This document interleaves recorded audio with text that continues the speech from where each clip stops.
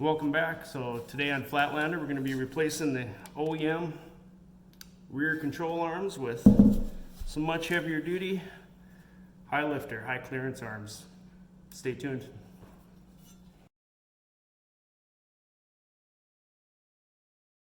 Welcome back. So I'm going with high lifter high clearance A-arms, mostly for ground clearance. I knew they were going to be much heavier duty than stock too. I hope to show that. And went with high lifter over Super ATV and some of the others because Super ATVs have a rear offset, 2-inch rear offset for this model of Ranger. I didn't need to lengthen the wheelbase any, so I figured I'd go with the high lifter A-arms. I thought the Super ATV ones would be kind of nice because they'd give me a chance to correct the caster. The stock arms on the Ranger have a little bit of caster. The top of the tire is tipping in. That's what I've seen on all of them at the dealer. Other machines that my friends have. I measured that. I got a 3-degree angle on mine. I measured a stock one. I got a 2-degree angle on that one. I guess the only thing I can attribute that to is the stock one doesn't have the wheel spacers or the type of tires that I have. Maybe that's putting a little bit more pressure and actually causing the wheel to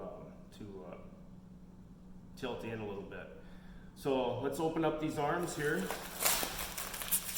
They come really well packaged.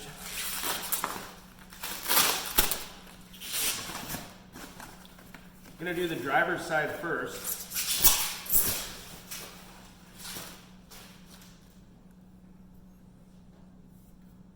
The kit comes with everything you need, which isn't much. You reuse the factory hardware, the bolts.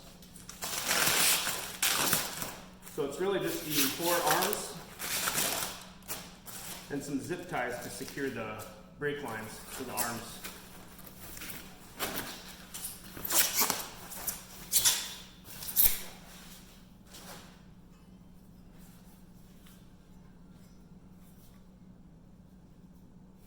Alright, good clean welds, nice powder coat,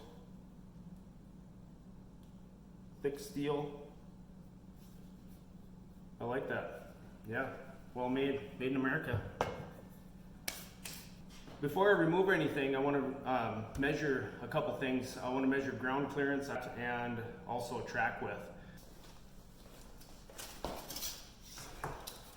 So ground clearance to the bottom of the receiver, 17 1/8 inches.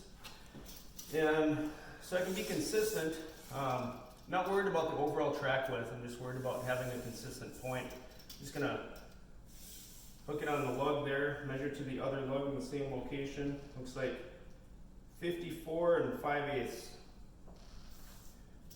We'll see how it changes with those arms.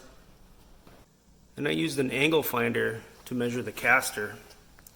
Let's see how the tire is tipping in. The top is closer to the machine than the bottom. It's about 3 degrees angle. Both were the same.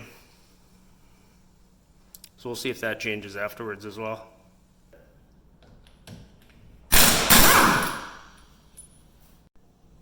Now remove the factory brake line. There's 3 P-clamps that you have to loosen up.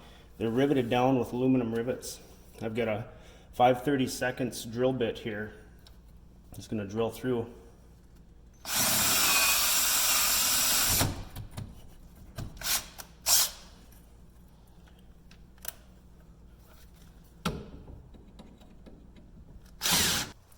Now the P-clamps have a little rubber insulation between them and the brake line. We're going to remove the metal part of the clamp, but we're going to leave that rubber insulation on. So I'm just spreading them out a little bit with that screwdriver, and they just slip right off.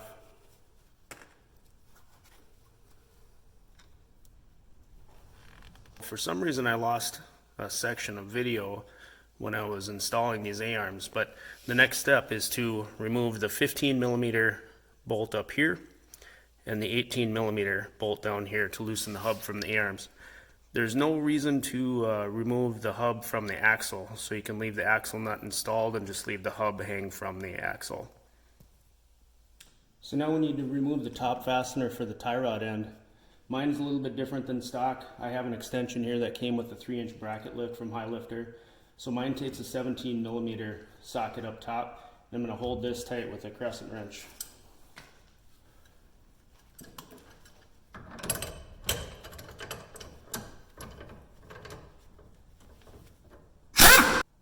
The next step is to remove the fastener from the bottom of the shock. In order to just get the hub to stay out of the way and keep this A-arm up a little bit, I just inserted the bolt into the upper part of the hub loosely until I get the fastener off the bottom of the shock.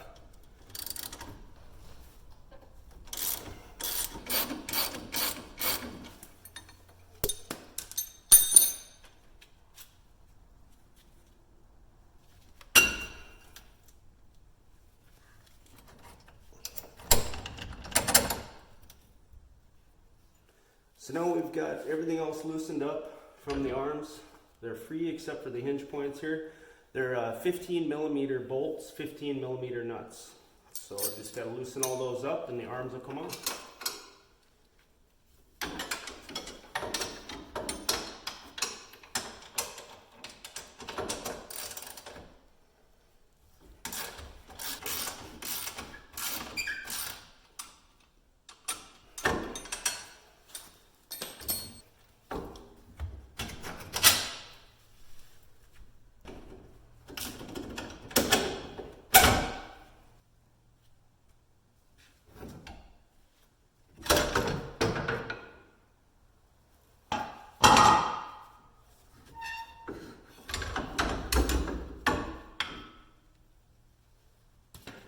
Last thing to disassemble on this side will be the sway bar link. I said tie rod earlier, it's sway bar. So you'll need an 8mm wrench or a narrow crescent wrench to hold this bar, keep it from spinning. And then the bottom, the nut, is 15mm.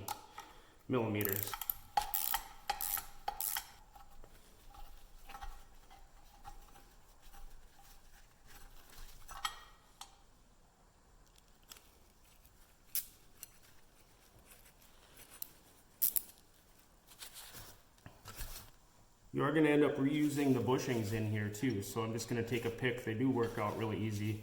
Just be careful. This is a rubber O-ring that you just don't want to damage pulling them out, but they pop out pretty easy. Just pop out all of those, and then there is a bushing between these that you need to take out as well.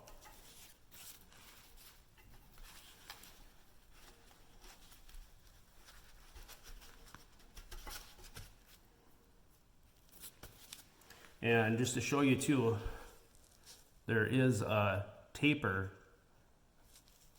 See if I can get it to focus. So the flat side goes in. This is the flat side. And then the O-ring, this is all one piece.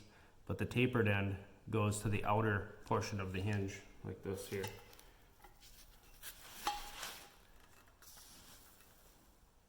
That's how it'll pop back in there. Let's just compare the High Lifter arms to stock now. Just by looking at them, feeling them, the High Lifter arms feel way heavier duty. The bottom arm, OEM arm, is boxed. The portion that comes down to the tube going across is boxed. That seems like it's probably pretty strong. So let's see how it measures up in weight.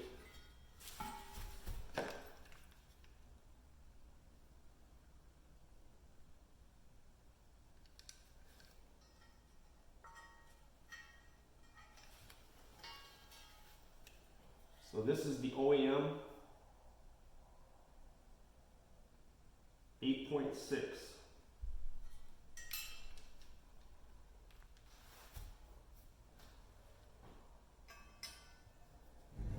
And the High Lifter.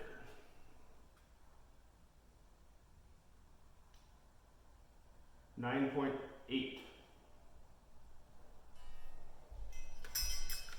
A little bit of a difference, not too much. Let's do the upper arm. I think there's going to be a much bigger difference here.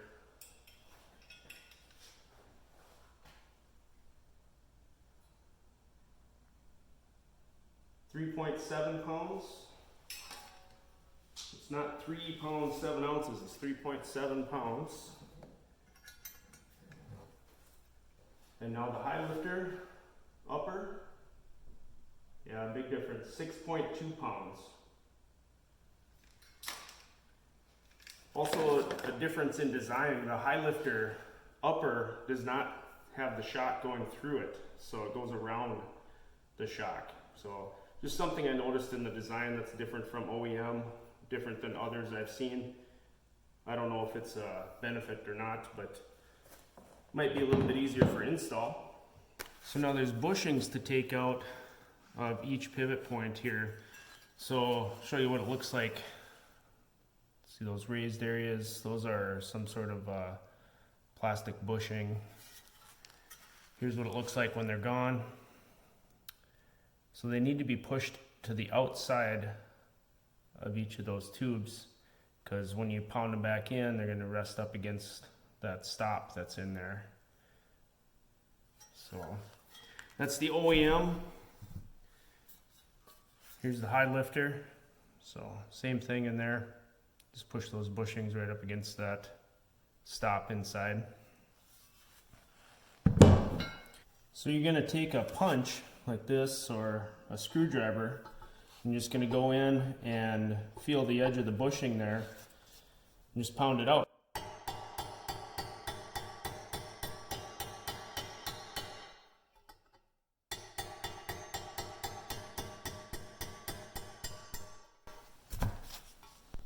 Just like that.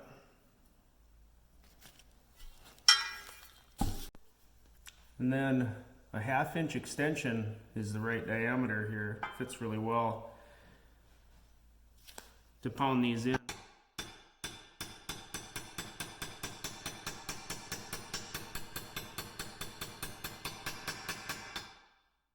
You can feel it when it gets solid up against that stop inside.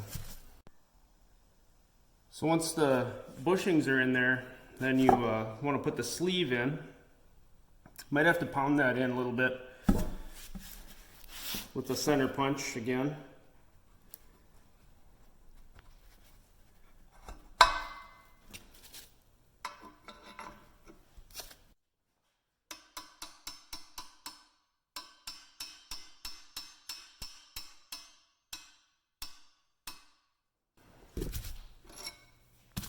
And then the pivot caps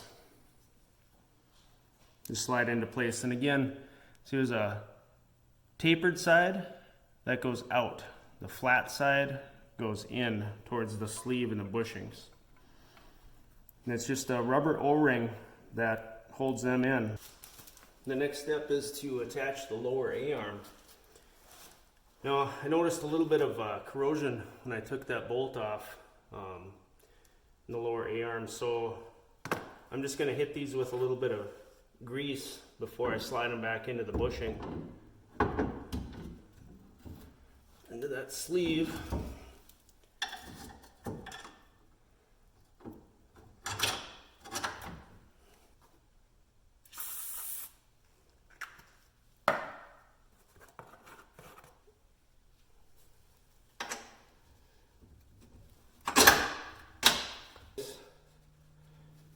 Then I'm going to reattach the shock to the lower arm.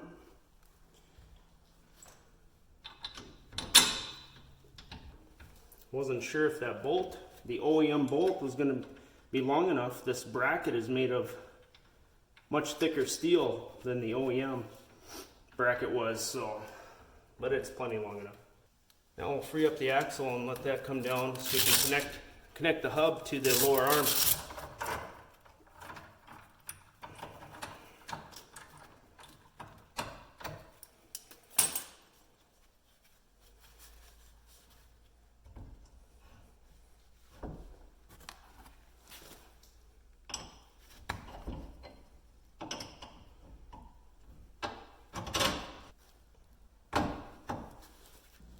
And now the upper control arm.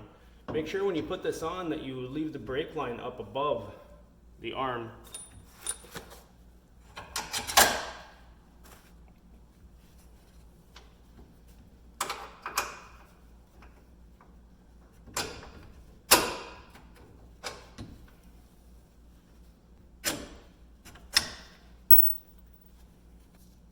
Let's tighten up those 3 bolts and then we'll attach the sway bar link. So just put the bracket in between these 2 rubber pieces here and get it threaded on. Almost done with this side. If you keep it loose, it's easier to connect the top. Then you can tighten everything up.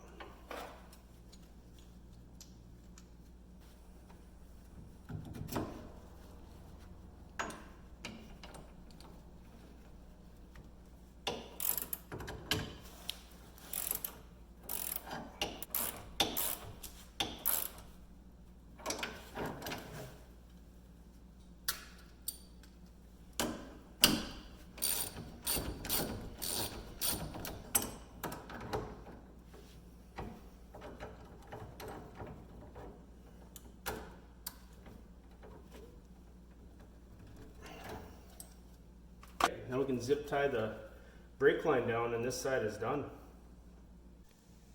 So here's what it looks like completed. These are the locations that Highlifter instructs you to use to zip tie the brake line, and that's the routing they show in their instructions. So I've double checked everything. All the bolts that I loosened up and reattached are tight. So let's get the tire on and we'll drop it down and take a comparison shot from behind. See what the Highlifters look like compared to the OEM. So here's the Highlifter and OEM arms side by side. Definitely gives you a little more clearance. You can see from this angle. Get a little closer look here.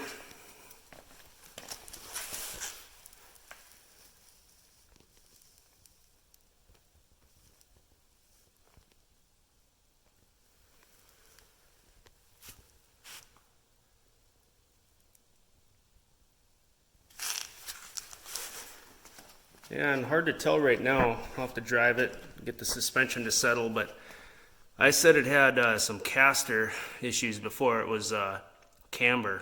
I misspoke. So looks like the tire is pretty much straight up and down now. It does look a little bit more angled over here, but we'll see after I install the other side and then drive it to settle the suspension and pull it back in. So here it is finished, both sides. The other side took me about, well, a little over an hour, probably an hour and 15 minutes without filming, and having done the other side helped speed things up too, I'm sure. But just overall on these arms, I'm really happy with them. I think that it gives me a little more clearance going through snow and mud, I guess. I don't drive through a lot of mud, but it'll definitely clear ruts a little bit better. The quality appears to be really good. It's heavy steel. It's really well done welds. They're nice and clean. The powder coat looks nice and clean. There aren't any areas where it's scratched or just not applied, so it looks nice and even. So I would definitely recommend these arms. So now I have Highlifter high clearance arms on the back and on the front.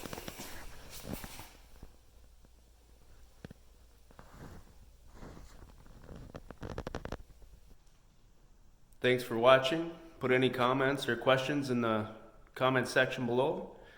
And I'm always looking for new video ideas, so shoot me a suggestion. Might get it on here at Flatlander.